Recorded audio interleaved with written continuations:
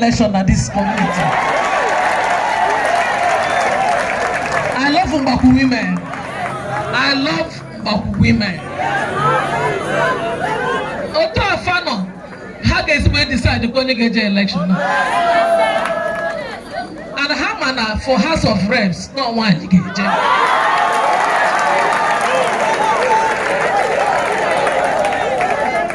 Relate with these women, he make up with these women, that would be very easy. As long as they just talk with Sulufa. But each and our had no gana.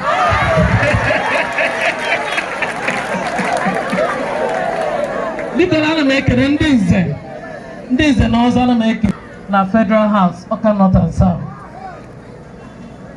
And that's for me to hear that.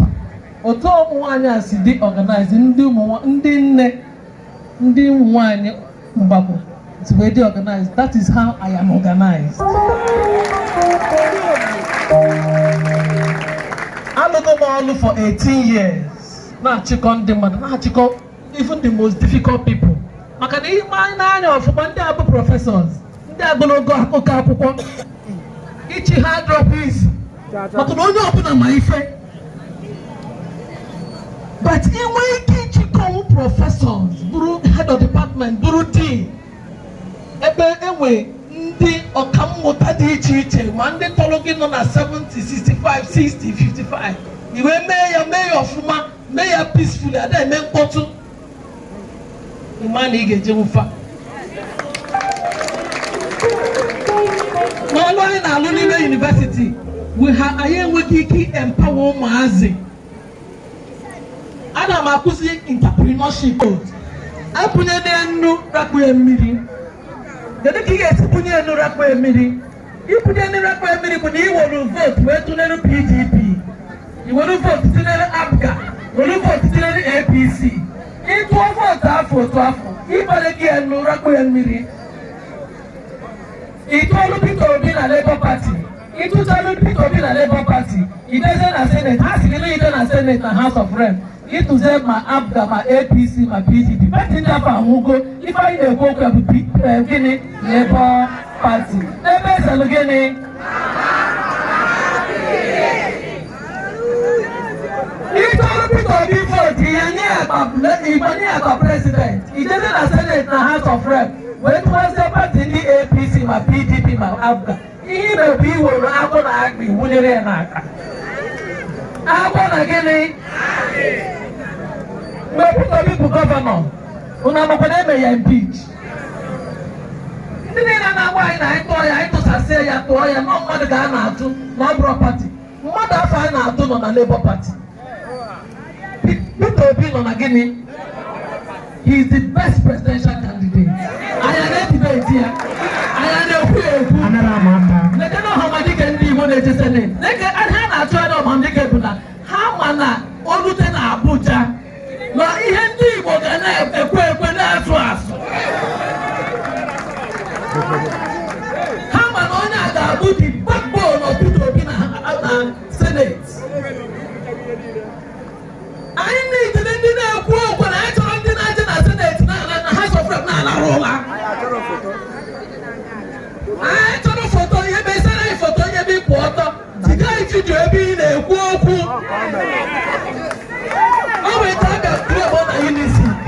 They claim that unity, but no one on the Senate, no may attract. I peace. They can never have over 2 years. They has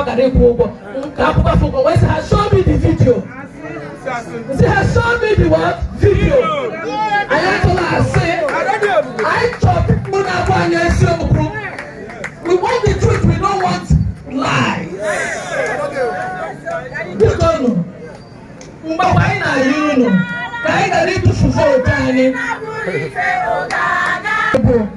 The best candidates.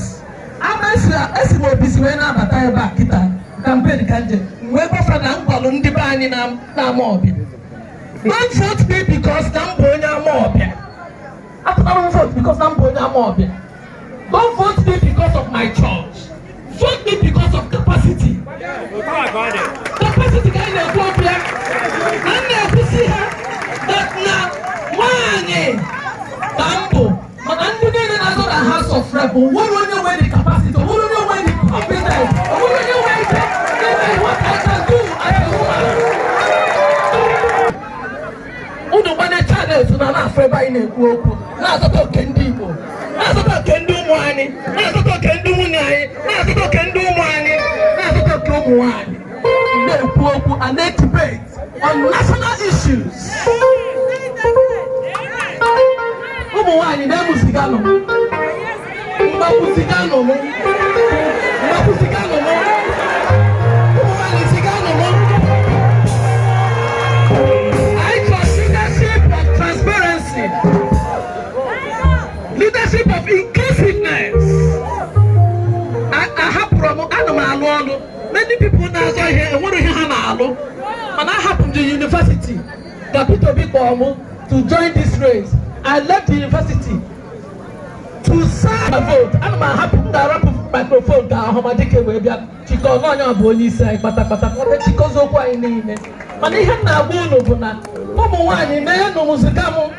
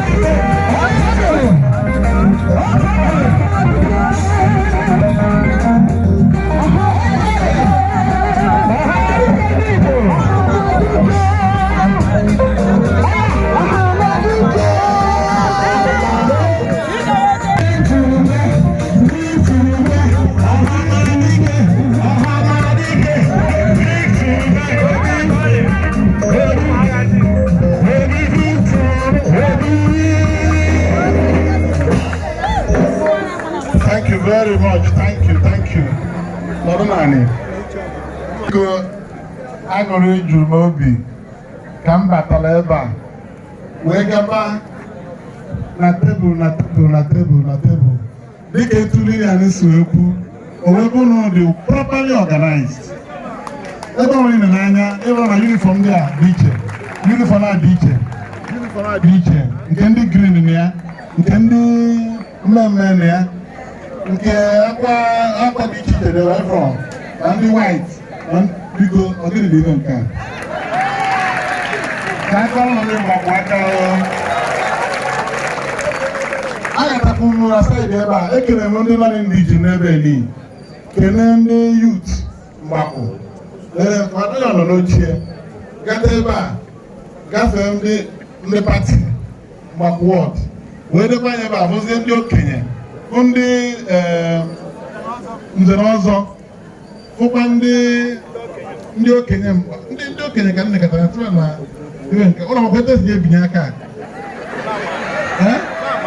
I can't manage to I'll put you on Abago Junaya. I gave you a cause very own. Go to Afia. Makana, Kevin Kuno Ndio Kenya, while I'm from the Bonata, Nigeria. Ona Fujuganya.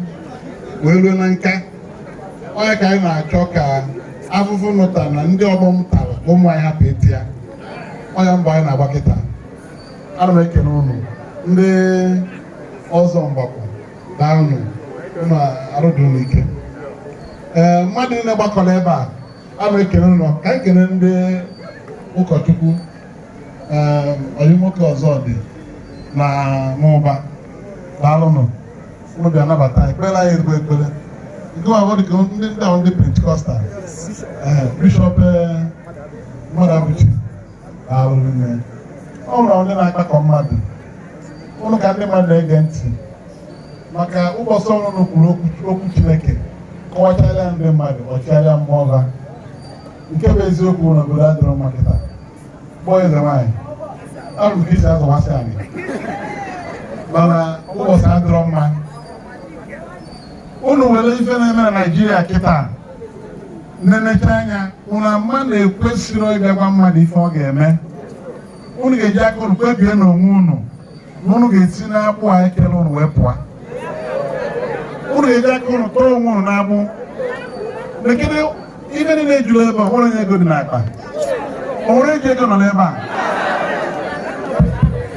o nwere onye ego dị n'akpa ebe a mụ wedakwuru abịa unu gara eche ka m weta ọ dọrọkwuru akpa m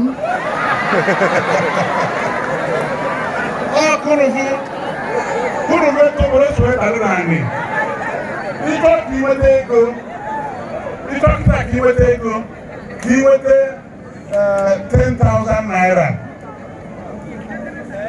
asị weta cheki maọbụ gị transfer 10,000 from akaụntụ gị ma ndị na-eme transfer ewere 8,000 nye gị nye kọmishọn 2,000 ọ dịbe na-emebe niile ike ịgba fuel petrol 550 naira a lita ọ na-ele petrol na Naịjirịa kịta kerozin eji esi nri na-achụ 1,000 naira ọsọ 1 lita ole kwuru ego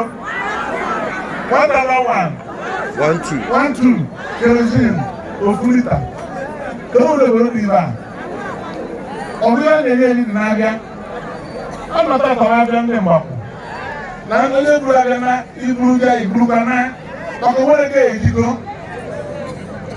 ọrụ gọọmenti a ka a na-achọ ka agbanwee ndị butere ụdị afụfụ a na-ata na Naịjirịa onye ka mmadụ emekwu ogologo okwu ibe a ga-ekwu ekwensu akọlụ na-aba onye mmezi abịalụ akọlụ na-aba onye mmezi abịalụ ebe pati manụ n'ọbịawo APC akọlụ na-aba onye mmeri abịago pati mmeri abịago pati mmeri abịago ịpụta PDP jire Naịjirịa gwọtọọ ya arọ 16 years actually ndị chịrị Naịjirịa 16 years ọ na-alụ ọrụ na obodo ọgada etu a obodo na-emebi overnight ya 16 years achịrị ka ha jide Naịjirịa mebichara ihe ndị APC were anyị wee kpọkọ nke mụ na ihe a nwetawụzi garị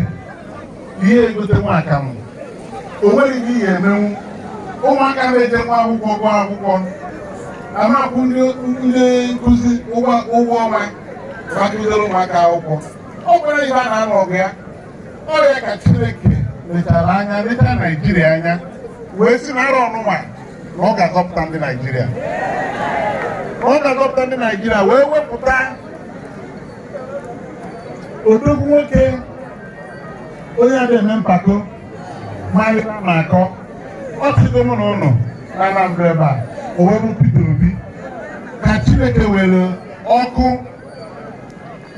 tinye n'egedege ihe ọ na-aga ọ na-enwu ebe niile ebe ọbụla o jere mepe elu ụzọ akpata oyi na-awụzi n'ụwa maka na ụmụ ma anọ ọnụ ya bidoro ije na 2001 na Anambra ọmụ na ya pụtara ebe a wee kwado ya owetụsọ gọvanọ wee kwadosie dị ike o wee chie arịsatọ ebe a ndagburu niile dada n'ime ụnụ ya dapụta ma impichment ya ndị mmadụ na-akọ maka ya ọ gbanụrụ ọgụ impichment amanụ oge mbụ national chairman abịa ka a kwapụrụ ya ọ nwesịrị owe wechite ya azụ mụnwa gbara akwụkwọ na kọt ekpe weva wee nachite azụ mụnwa wechitere azụ n'ochie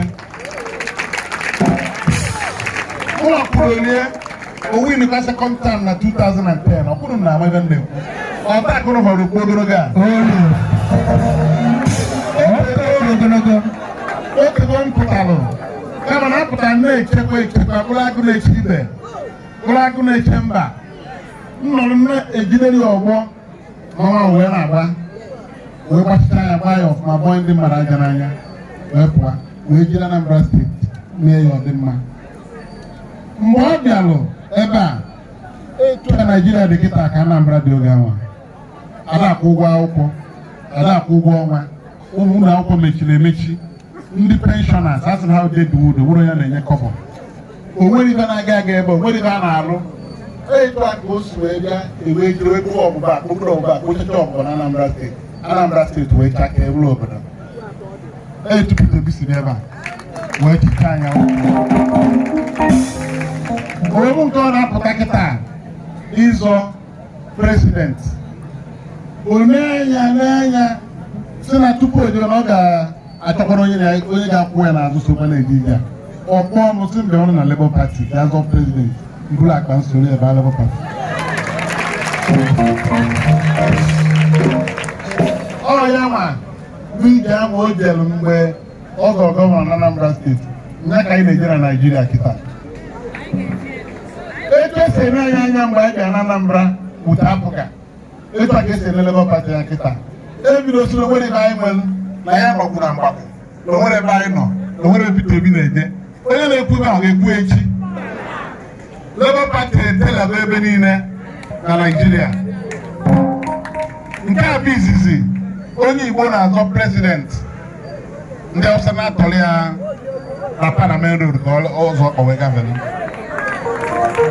ka first time eje na Niger steeti afụrụ ụzọ eje na Kaduna afụrụ ụzọ eje na Kano afụrụ ụzọ eje na Plateau afụrụ ụzọ eje na Plateau na Jos afụrụ ụzọ eje na Taraba na Jalingo afụrụ ụzọ eso na-eje na Benin ndị mmadụ wee kwukọta wee kpotuo m ndị a naanị eso m ekwu m ada ebe a na-akpa aka onye m onye bụ onye nna this man I am Victor Umeh Senator don't you know me I say give way akwatuola m ebe a na-achọ ka emetụ Peter Obi aka nke a na-ebido tikwatuo m ya bụ na ibe awa ọkụ ya bụ na ibe awa ọkụ nwanne m bụrụ prezident akwa m ndagoro arụrụ nsọ akwa m maka ebe ndị Igbo na-achọ na Naijiria bụ ka ha soro n'ihe a na-eme a na-ewepụ ya ewepụ a na-ekweta na anyị bụ ndị Naijiria ihe niile a na-eke n'azụ anyị nwere nke na-elu anyị aka a na-enye ụmụaka anyị ọrụ ịzụta nwatakịrị ile ogiri lee garị echa ma ibe niile a wee zụọ nwa gị ọgụta akwụkwọ ọdọrọ nkịtị gịnị a nọ n'ụlọ ọ dịrị etu a n'ebe ndị ọzọ ọ na-abụ onye na-agụta akwụkwọ aghọrọ bịa nye ọrụ ọ sọrọ be anyị ka ọ na-abụ ịgụta akwụkwọ ị nọrọ gị na mama ga-arụkwa house boy ọ ga-esi etu a na-eme mgbe niile ọ ga-enwere mbọsọ ya akwụsị mbọsọ ga-akwụsị mbọsọ Peter Obi ya bụ prezident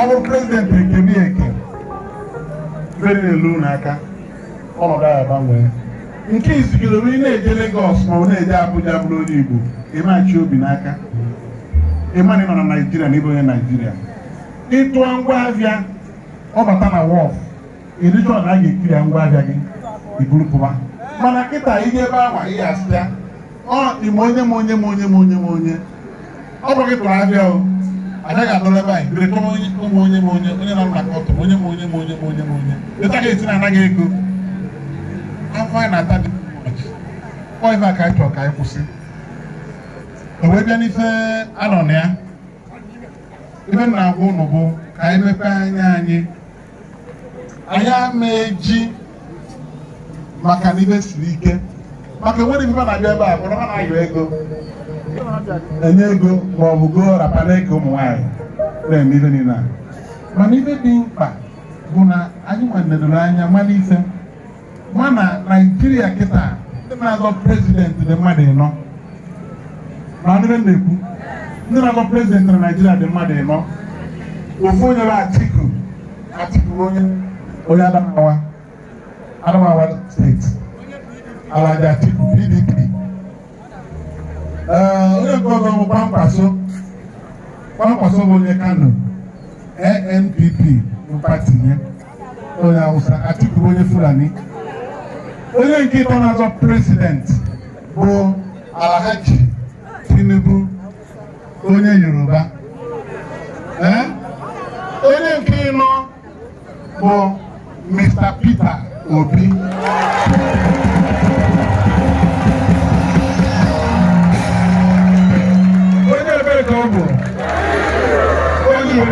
be onye Anambra bụrụkwa onye ebe Anambra Central mụrụ nọ na ya ọzara na-ekwu abịazie grade mmadụ ịnọ a ịtọtụ ekwụrụ iru ndị Naijiria kịta Peter Obi bụ nọmba 1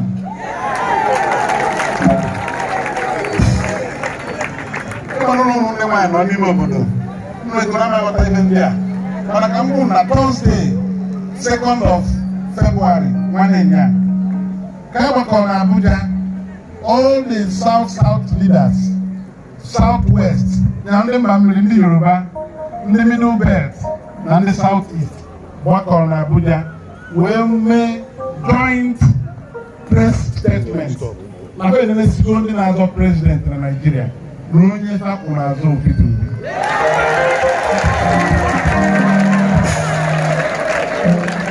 Election a na-eme akwụ atọ akwụgo n'ọdụ igu Peter je Kano afụrụ ụzọ na Kano o wee kwute okwu o kwuru ndị isi ndị ụka Muslim niile nọ na Kano wee gbakọọ mee press conference na onye batọrọ bụ Peter Obi. Aka chụwa dị aka aka chụwa dị ya ya onye Igbo ka afọ n'anya etu a ọgbọ Chineke bara n'ime mmụọ o wee were ọrụ ha na-ekwupụta na o nwere onye Igbo enwere ike iji dozi Naijiria. Echego ndị mitin ndị ọtụtụ n'ugwu Hausa maka okwu a Abuja kwasị anyị na anyị ga-elụọ nke anyị na be anyị kaba lụọ nke ba anyị jikwa na agbanụ mmiri a nọ ndị Igbo ọ na-abụ echasị ka onye Igbo jee ndị Igbo fight ya ọ na-etere na aka fight na Peter n'ebe a ọ bụrụ ka a na fight ya eziokwu mmadụ bụ na ọsọ na Peter na-achị na ọma ewu ọ ebe aka unu bụ n'obi ọ ebe anyị tọọ ka nwanne anyị nwoke win elu na ebe m na-ekwu na ama agba mmadụ ebe ọ ga-atụnye vootu na nke a iwu megidere na ebe anyị ga-atụnye vootu ebe anwa nwanne anyị nwoke si wepụta ichi Naijiria na Labour Party ọ PDP gọọmenti ịzọ prezidenti ya ka o wee fachisie ụzọ ebe niile o wee gbapụta. Ọ bụrụ na PDP ọ ma presidential candidate kịta ọ bụrụ na APC ndị Igbo zọrọ presidential tiketi ndị APC lụrụ mmadụ isaa bancharilu ihe a na-enwe 1 vote 2 votes ewere enye Tinubu. Ọ na Labour Party a ka a bịara ndị na-azọ president wee steepụ Peter Obi down onye rọ mmadụ kọbọ etu o si bụrụ presidential candidate Pat Utomi onye Asaba steepụ ya down o wee lekwasa wee bụrụzie ma ndị ọcha ma ndị Yoruba Obasanjo Chiweda Njuma ndị ọcha na-agbasazi ozi ọma Peter Obi ebe niile onye bụrụ onye enwe isi onye enwe isi so nke Peter Obi abụrụgo nke anyị makịrị good mana anyị eji force niile anyị nwere wee tụọ vote for Labour Party. Atụcha anya a na-agụ ya ebe asị na ebe a na-ekwu eme o jere Ebonyi steeti yesterday ọ hụrụ m na TV bụ vidio ibe mee na Ebonyi steeti na Abakaliki yesterday ebe a dị ka ikpokọ ndị Igbo niile ọrụ n'ofu field ọ na-enwe akpata oyi ihe ndị Ebonyi mere nya ewepụtara na TV ndị ugwu na-asọpọt Peter wee nwebe aṅụrị sị na kịta ka ha ma na ife a na-eme na ha dị right na ndị be anyị so Peter Obi na ekwetego na ha ga-eti vootu nkeba na ndị weta nkeba ka o wee gaa n'iru. Ya bụ na m na-asị ụnụ biko etu ọbụla o si na dị onye ọ na-were izu ụka na-atụ afọ ọnụ ọ bụrụ 3 weeks ka ọ fọrọ atụ akwụkwọ a ka onye ọbụla atachie ka anyị jee ozi a dịka ozi anyị na-ejere onwe anyị na ụmụ anyị ihe ficha ndị Igbo iru fichaba anya mmiri na Naijiria sọsọ ebe eselu papa mama na pikin ka onye ọbụla ga-amụta bụsa ma atinye gị akwụkwọ na-atọ ebe ahụ esere papa mama na pikin iwere nke izi bie ịtụpụ iweta nke ọzọ bikwa ya ebe ese mama papa na pikin ịtụpụ iwetakwa nke ịtọ ibikwa ebe ese papa mama na pikin ịma na Labour Party mmadụ ịtọ ịtụrụ akwụkwọ ihere chọrọ nke prezidenti ụmụnne m nke bụ eziokwu na-enwe ike ụra yara ama nke bụ nke maka achị ụlọ akwụkwọ na-atọ a ị na-ekiri ya ekiri achị ga-akwụkwọ sọ iri ya achọ ebe ese papa na mama na pikin ụlọ achọ n'ihe ọzọ ebe n'elu prezidenti o sineti ma House of Reps mmadụ agbarata na nke anwa unu ebie nya ebe anwa dishọn na ihe unu na-alụrụ ihe ndị Igbo si unu mee ka unu mere abịa onye na-azọ sineti nene m anya ọ mụ na-azọ sineti mụ na-azọ sineti Anambra Central adị na-etubo ọnụ kamụrụ efu ife unu ga-ama bụ na o nwere mmadụ tozuru etozu ime mụ nwe n'ebe a alụ national chairman Abga 10 years ọ gwara na Abga dị na Nigeria pati ya na-ata ọnụ m doro ya ebe ahụ ọ nọ ọ mụ kwenye Peter Obi wee bụ gọvanọ Obi anọrọ gọvanọ onye nke na-achị kịta agbara m agụrụ asaa mmiri asaa wee sọpọtụ wee banye ya bụ na ihe nnachi bụ na enwere m experience for over 20 years mụ na Ojukwu rụrụ ọrụ dị Nchukwu Emeka Ojukwu ọ bụ national leader Abga bụrụ national chairman mụ na ya na-anọ ka nna na nwa o wee na-akọrọ m akụkọ etu nna si akọrọ nwa ya akụkọ ebe mere oge ochie ama m nsogbu ndị Igbo nwere na Naịjirịa ama m ihe nsogbu ama ihe a na-eme anyị ọrịa ka o ji abụ aja sị na onye nna ya dunyere ori na-eji ụkwa agbawa ụzọ ọ bụ maka na mma nsogbu anyị nwere ka anyị jee sineti na 2018 wee bụrụ nsogbu ndị Igbo niile n'isi sụọ ya na sineti anyị wee kụwa ọgụ dị na ya anyị nwere mgba nke wepụtara ajụ m ekebe oke nke ndị Igbo adịrị ajụ nwere aka elu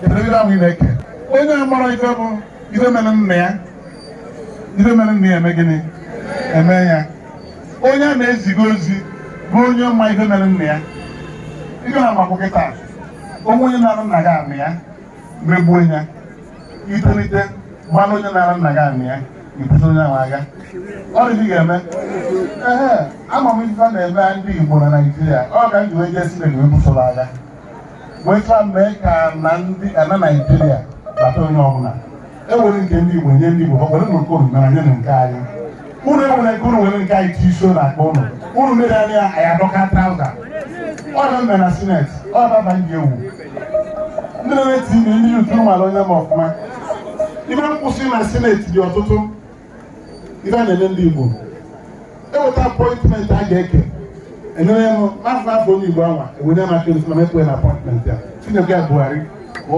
otu ihe ndị Igbo emere m ya ọtụtụ ndị vigilante a mgbe egbe akpagharị ebe a ụlọ amara ụlọ ya maka ọzọ egbe ebe a ọ bụ mere ebuchara ọ bụrụ na sineti ba mba terapụ ndị vigilante Anambra steeti na anyị ma ndị fabụ ahụrụ onye na-anara egbe na onwere na-amata egbe n'ugwu Awụsa ọ bụrụ Anambra ka ya nakọ ndị mmadụ egbe ya bụrụ egbe ndị Anambra steeti buchie egbe ahụ azụ ọnwụ kwuru ya mmacha mma na sineti Buhari wee zie IG polisi ya bụrụ egbe ndị Anambra ji ezukọwa orikọrọ egbe onye ka na mbụ bakara kpọcha tai na ndị na-ekpu okpu n'isi ana m agara ana m agwa m ọ mara na m mere na maka nọ ọ bụ omena vigilante na Anambra ibe dị iche iche emere anyị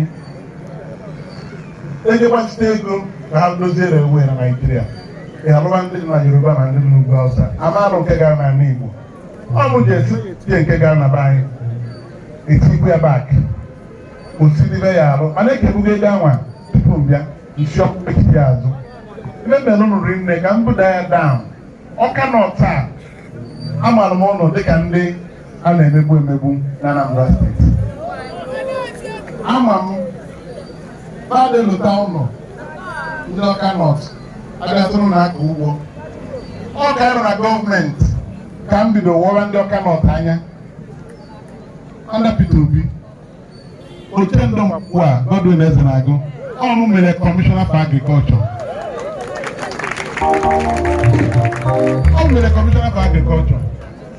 m tinyere ọzọ House of Rep ugboro abụọ na Abga oge m national chairman oche ndụ mee so rest in peace ọ nwanne ụlọ nwoke amaara m ego ebi na Kano far back 1995 umecha gbadata ebe a wee nyere aka mee Commissioner for Agriculture emechakwa ndị oyibo ya nọ mee Chairman Anambra State Housing Corporation ọmụma mere ọmụma mere Chikodi Adara nke Mgbakwu mmele Special Advisor to the Governor on Security Amanuke Amanuke na Mgbakwu mba Amanuke Chikodi ịgbaka ọ mụtinyere slot mụnwa nwe mụtinye mmadụ 5 ga-abụ kọmishọna na gọọmenti etu esi ekele gọọmenti mwelu nke ofu nye onye Awka North ịgbaka nwa nwoke ka ọ bụ mụ na ya dị na mma o wee lụọ ya 8 years always special advisor to governor on security 8 years emegide m ndị Awka North ile ndị Igbo Awka North niile wee gbakọ wee chie ma ọ gbatụrụ enyi Awka North ọ gbatụrụ enyi Awka North niile ọ bụrụ nke ile ndị a o nwezi ndị chiri m machi na mere na amansi agada gbachi ụzọ Amanuke ebuge so na ile ndị ekwu na onye si eme ka ekwesị akpọ ya mụrụ dị na mma Cosmas Okonkwo eze mma nke isu a n'ọcha mụ mere local government chairman onwekwa onye na-ana kọbọ adị m ana nọ ga-emenyere ndị mmadụ ọ balụba ife dị nụ na-afọ na-agagharị na Awka North ebe a fanchaw ndị mụ na ha dị na mma o nwere onye si na m ananụghị ego wee nye appointment ya bụ ụlọ ndị ebe a tụwara m okwute I've never done a thing like that. Senate anọlụ 17 months. Enyere mmadụ 76 university scholarship 76 na 2018. Every community in Anambra Central with a 1 graduate. I with 58 communities. Mana 76. Onwe ndị nweta 2. Adị na mgbapụbọnụ na ebe a. Anene Fortune Abundance. Ọ bụ na Unizik. O mere applied microbiology. Ọ graduate gokwe. Onye ama eze Mgbakwu.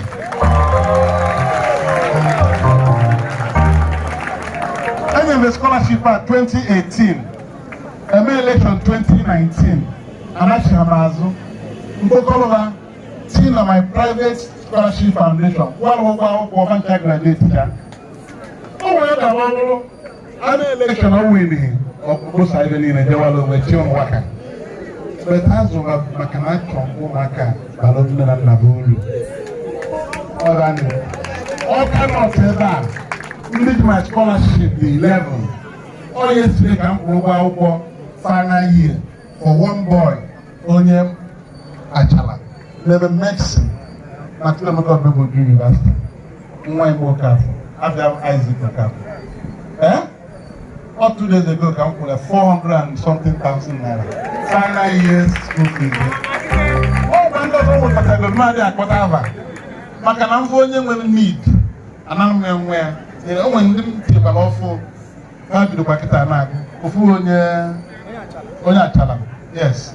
Uma Franca, Oma Meze. Obago. Obago. Make like I say, we want to empower the youth with the education. Because I can need it. You don't different idea, mono. Now, maybe see mono. I want you to also, I see it. Whether I got wearing the Fulani headsmen, yeah, my whole dog, you never gave you.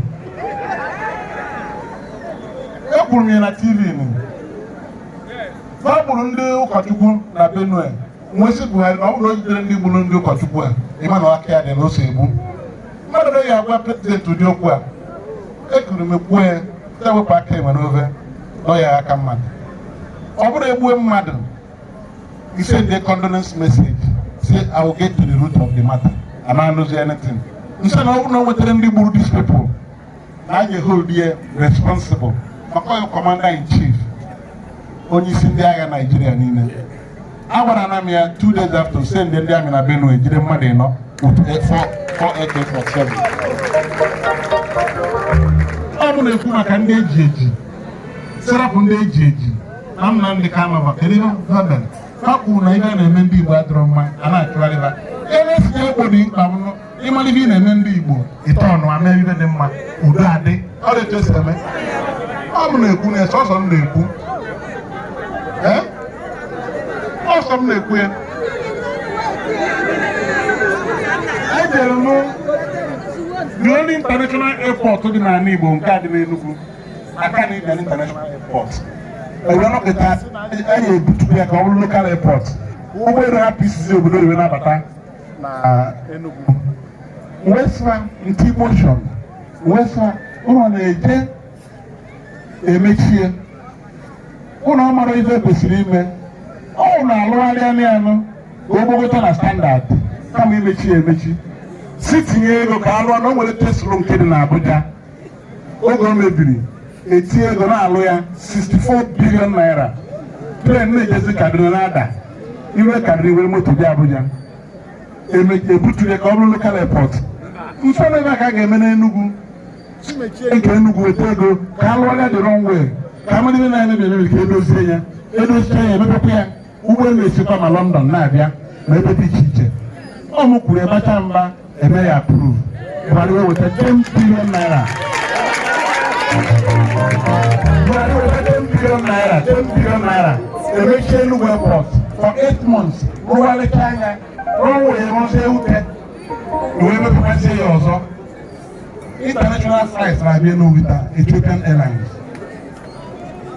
ọ bụrụ na mgbachiri nkịtị nke ahụ agafego na-evutue ntara na-evutue onye ebe dị na-anọchite anya mmadụ oge ụmụziga mmadụ ụdịrị aka ọ ga na-eme anya eke ihe onwe na nke ndị ụmụnne ọ dịkwa ya ọ bụ na ọ dịrị onwe ya kere tinye ekpere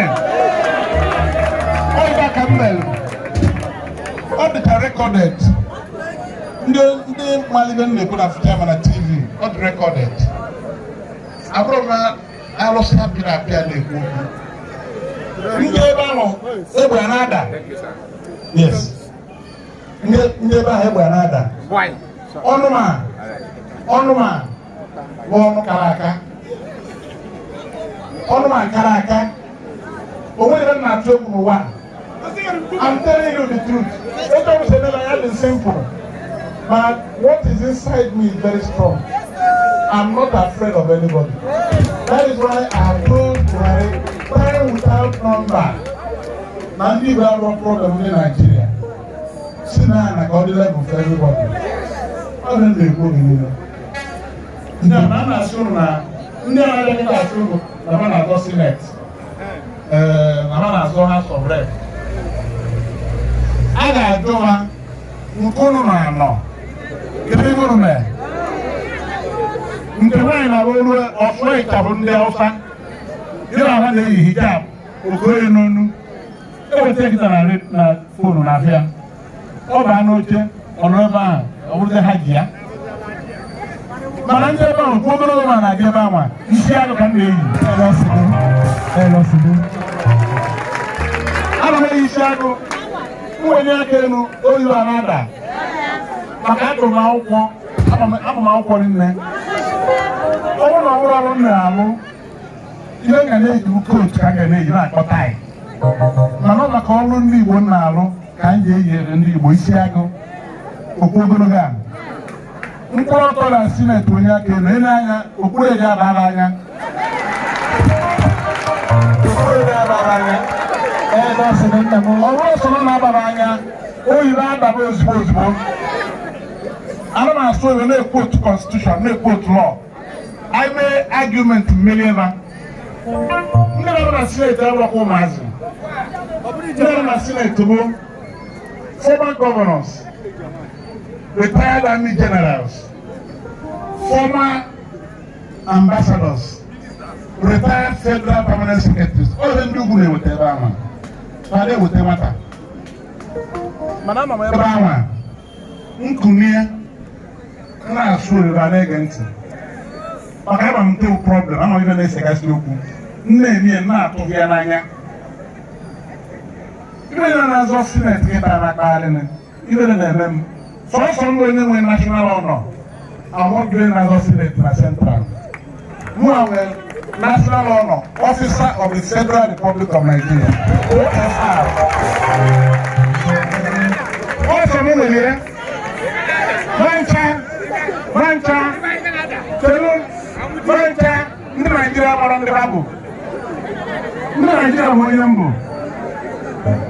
government in Nigeria. That would not be the one way.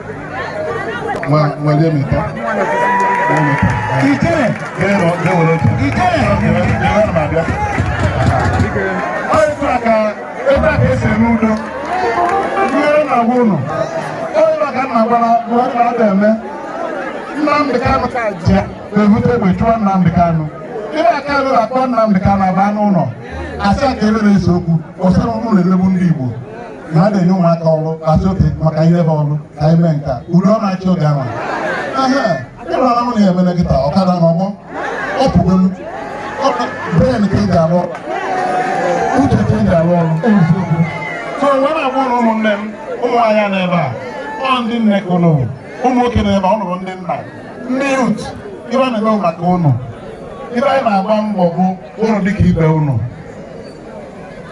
Nwamgbe emewuru Nwamgbe emewuru Nwamgbe afọ.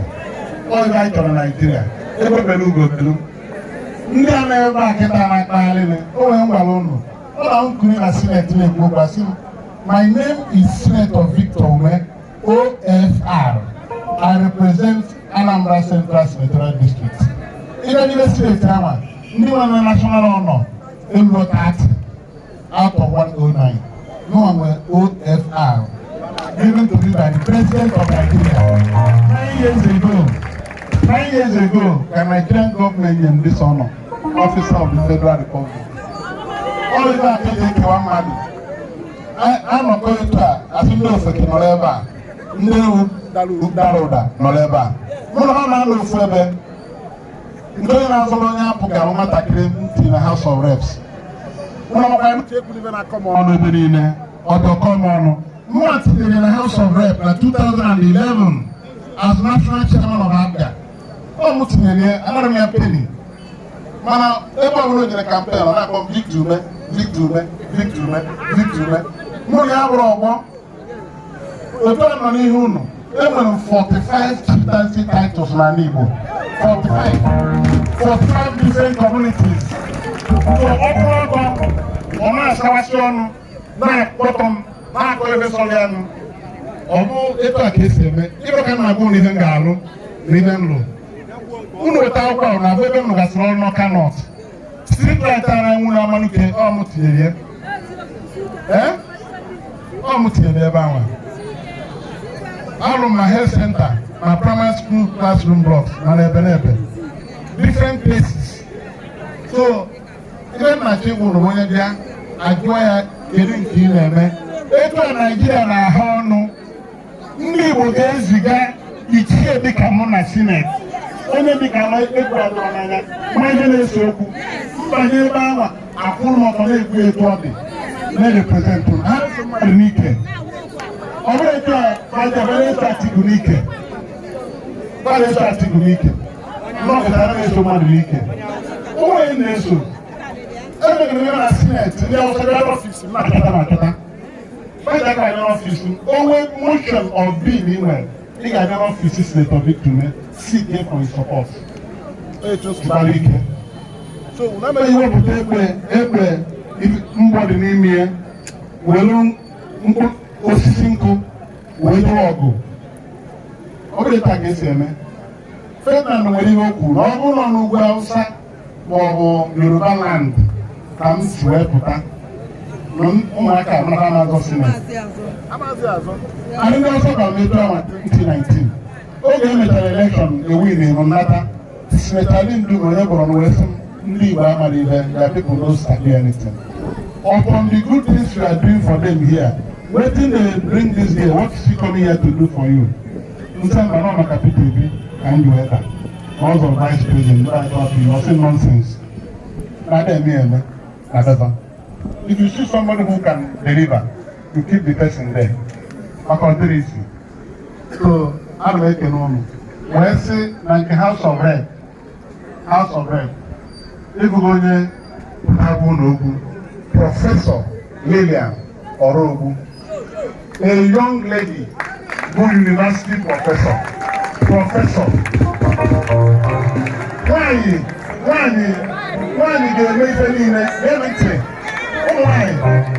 Why get nwoke na nwaanyị bụ ofu ibe. Ọ nwaanyị mụrụ nwoke, nwaanyị mụrụ nwaanyị. Anyị chọrọ ofu ife. Mana ihe m na-ekwu bụ onye ọbụla nwere ike nke ya, Chineke nyere ụmụ nwaanyị ike, nye ụmụ nwoke ike, ọrụ anyị na-alụ dị iche iche. Mana ihe dị mkpa bụ na nwaanyị ga-eje ozi dị aṅaa ga-ahụ nwaanyị nwere nsọpụrụ. Nwaanyị na-asọpụrụ nwoke ga-eme ife nwoke a memenwu n'ụwa. Mana ịfụ nwaanyị na-akpali nwoke, o nwere ihe ọ ga-emenwu. Ọ dị n'akwụkwọ nsọ. Ọzọ dị onye nwoke ga-agwụ na akwụkwọ nsọ si na nwaanyị ga-erube dị isi, mana nwoke ga-asọpụrụ nwunye ya. Ọ dị ka akwụkwọ nsọ kwuru. Nwaanyị na-apụta na-akpali nwoke bụ a bad example of womanhood. Onye very simple, a professor, she will never insult anybody. She will not. And professor here, I'm professor Nkomazi. Professor Nkiabro, Professor Mazi, Professor of Strategic Management, na Anambra Central University. All the time, Dean of Faculty of Management Sciences. I did up there, also House of Rep and Labour Party. Konyelan de Banyaka. Already with Tonya. Monday, Kegona Gali, Nebutarize Reke. The record Butarize Reke. We are a teacher. Malamoja National Assembly, J Senate, Maliban and Baba. Now, Wono. Actually, I will go in the House of Reps. August to NDC.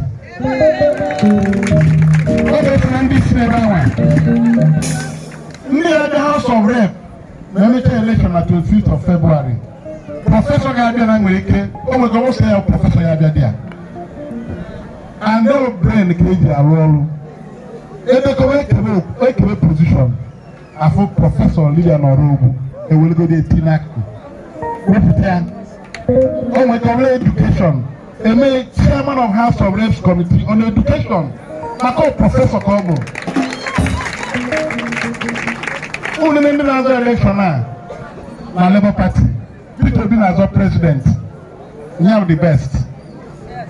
La Central more as our Senate. Omoro Yana Azriano gave me 1/10 of even game. Nobody. Yet one day was a man outside Igbo land. Then only can professor in the House of Rep. You can't have a better team than 3 of us. Victor Umeh, Professor Obi. I buy there. I'm walking up for anywhere.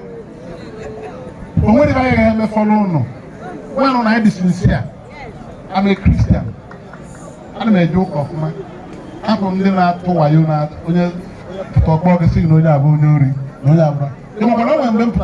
Mmadụ wee sị m na nke nwaanyị kpọrọba ndị na-anya shọtụ from Ugwumasike wee gbadaba abata ete. Ọ kpọrọ anya ha ego. Ọ bụrụ na ha bụrụ pasenja, ọ na-agwa na Victor mere onye ori. Onye ha ego, ọ bụrụ na ha na-anaghị shọtụ ha na-aga, asị na nwoke okwu ogologo otu ozure m. Na ihe a ebe dị afa m, ofu onye wee banye na shọtụ onye so arụrụ m ọrụ. Nwoke wee bido sabọn ya n'ebe a na-aba azọ na nwoke okwu ogologo a n'otu go zure ọ dị kiridi dị ma nchaghị m onye ọ bụ ọsọ dị anyị na telivimini na nwoke abụrụ mmadụ na ome ike ọzọ wee mekọta argumenti wee kwụsị o wee sị ya na ịmara onye anyị na-ekwu maka ya ọsị ka akọchara ya ọsị ya ka ya gbuo eziokwu na otu ekwu n'ife nyebe ego ka akọba ife a na-akọrọ pasenja etu a ka esi eme kampen. Ọ dị bụ ikwu ihe alụ uwe nke ịrụ alụ afọ anya wee kwete m so na onye a ka m na-asị na ọnwa anyị bụ unu pụọ na ya akwụkwọ ọ nwere ebe a ga-atụ mmiri ala ọrụ ugwu ebe a ga-atụ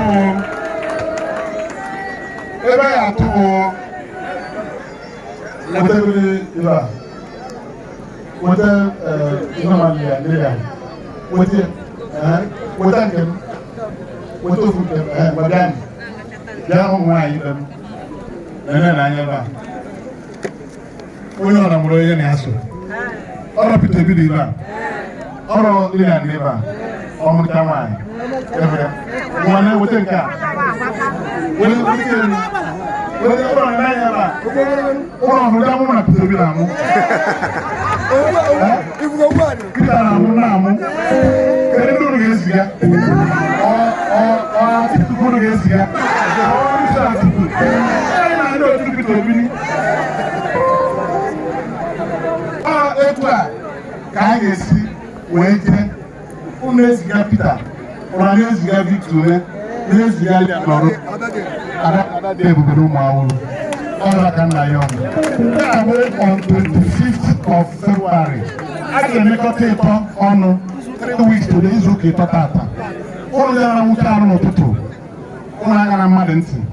Rie n'otu debe a. Iburugo n'obi ebi ya ebinye aka. Ikpe ekpere sịrị onye mmadụ ya agba gị n'ụzọ. Iri ga-ege ntị. Maka ikpebigo ebe ị ga-eme.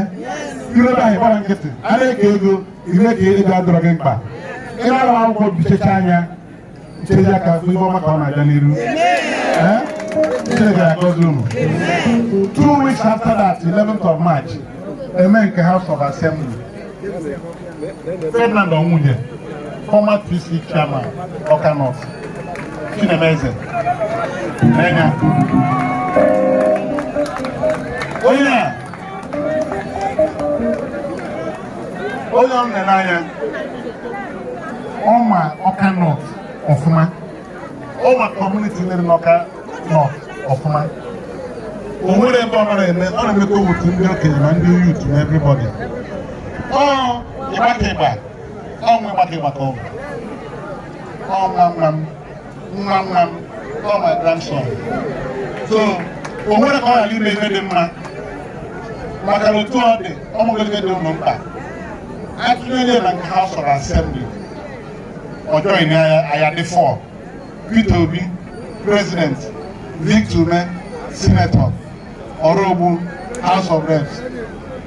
Ferdinand, House of Assembly. Ohama ahụ ndị etu ọzọ.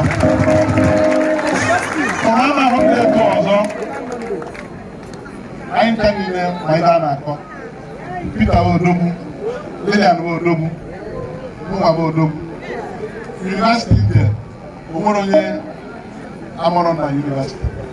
Ebe m je college, m gara first na WAEC. Ọ bụ onye ahụ na-asụ oyibo, agwụtara m agwụta, satara m asata, ọ ga-egwutara agwụta. Ụlọ gị kwa ibu.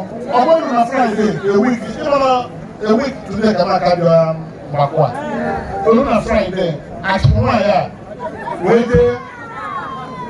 jee kọrụkọ ndị kọtụ wee kwere esozi azọ. Ọ bụrụ ya, owu izu ka nyere ụnụ. Ife dị na-aga akwụkwọ ime ya awụ na dọsbin. Ana m azọ ọma akwụsịrị maka onwere ụzọ ọma. Onwere ọma. Ụlọ na-agba ntị. Before this week abụ, o eji ọnụ ahụ eji agba ndị mara arụ gwa na akwụkwọ. Na-eme ya announce. Maka ọchị bụ ogene bụ anyị ime village na-akụ. Nye ewepụgo Victor Umeh ebe ọ na-eje. Na ndị dị ụsa mere ịgba n'ọkpa. Onye na-aza m saa for how many years? So na ka jesi n'ọka mmadụ, anyị weta ụdị mmadụ a, na-ewere na-aga. Onye a ga-ebutere ụmụ nwaanyị ọnọ. O ga-ebutere ụmụ nwaanyị ọnọ. O ga-ebutere ụlọ ugwu. A na-akwanye ụlọ ugwu. Nwaanyị a na-apụta na ọnwụ gị aka, otu anọ a, onye nọ na. Kemgbe m na-eme campaign a, ọ na-aza m yesa. Ọ bụ prọfesọ, abụrụkwa prọfesọ. But she recognizes that I'm older than her. And I've known women never before. You understand? So it's my duty to carry her like this and take her to the top. How you tell them, man? Whoever the man Senate, I don't know where the body will be in the House of Reps for you, for your good. I'm going to guarantee that she will not disappoint you. So I am for you. I can't remember the name.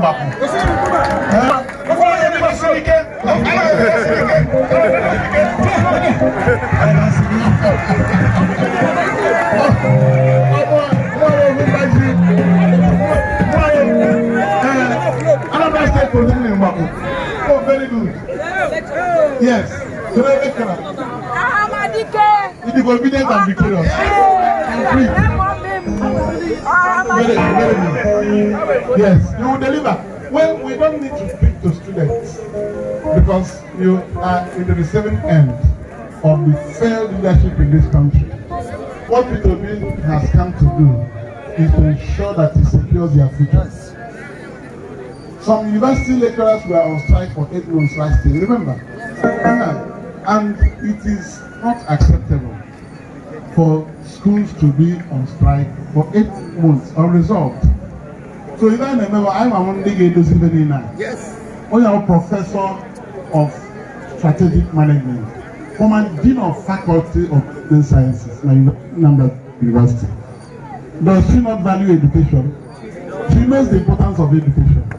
So if I'm able to go and make laws for the good governance of this country, the youth are the drivers of the OBIdient Movement and Labour Party.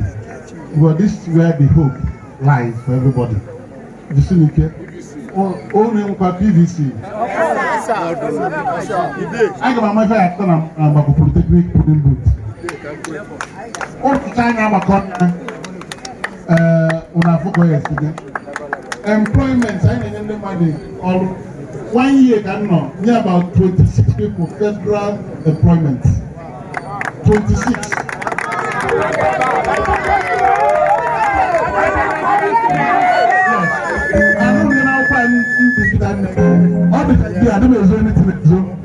One of them Akoba, William Akobo Nyachala, 18 in a Nigerian Railway Corporation, a graduate of economics. One of them in a Human Resources Department. That will not come out. We have from the other local governments. So what we are doing is that we are going there to fight for you. You are lecturer. Are they happy? No matter also. Nagani, if I take on identity and number forever, so and don't allow anybody to put you down.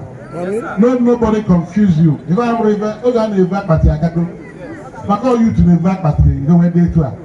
Kita, when you don't understand your effort, you vote for a responsible party and responsible candidates. All of us are in Labour Party. So do that and secure your future. It shall be well with you.